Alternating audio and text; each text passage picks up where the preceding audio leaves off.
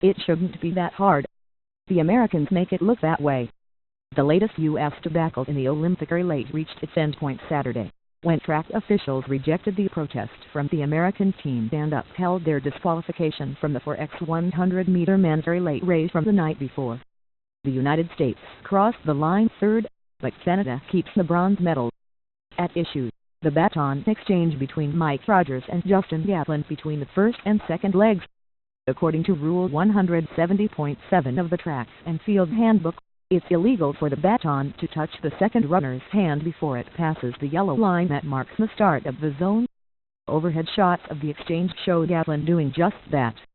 The U.S. men now are medal-less in the last 3 Olympics in a race that was virtually made for the country with the deepest collection of sprint talent, even with Usain Bolt running against them.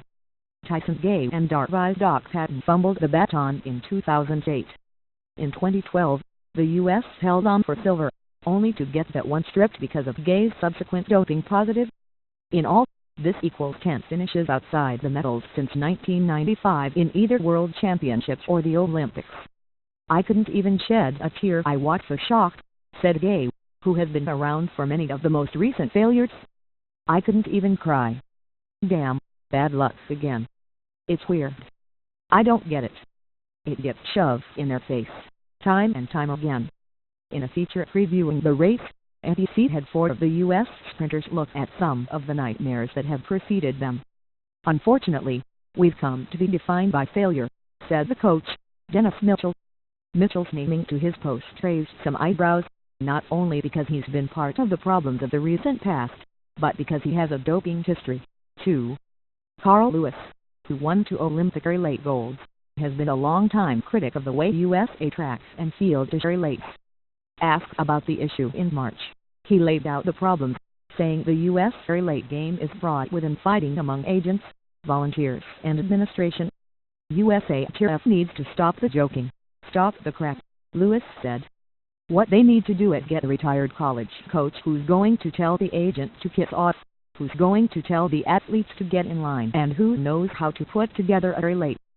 Some say the pressure of holding off Bolt, year in and year out, takes its toll and takes people out of their comfort zone. True, but there was one little problem with that Friday. Take Bolt out of it, and we still would have been beaten by Japan, said Mike Tucci, a high school coach in Delaware, who has produced champion after champion, often by not even using his fastest runners. Not a single man on Japan's second-place team made an individual sprint final at the Olympics. Japan focused on winning the medal in the relays, perfected the handoff and took it to the line. Legally, not that all has gone wrong for the United States, either in the relays or the track meet itself.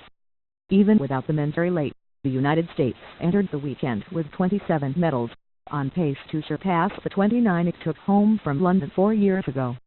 The women's team won the 4x100, but it overcame the lot along the way.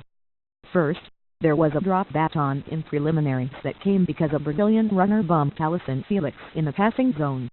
That led to a protest, then a bizarre rerun of the heat, alone on the track. The U.S. made the final, and Tiana Bartoletta, Felix, English Gardner and Torigoe blew away Jamaica for gold.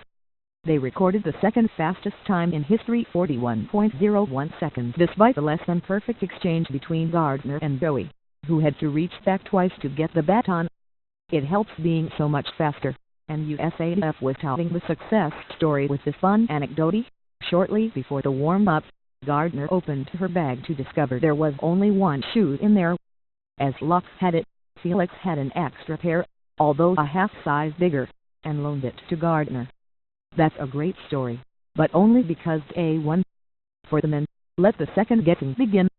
Some of my kids are coming up to me mad, saying why do we keep losing, said Tucci, the high school coach.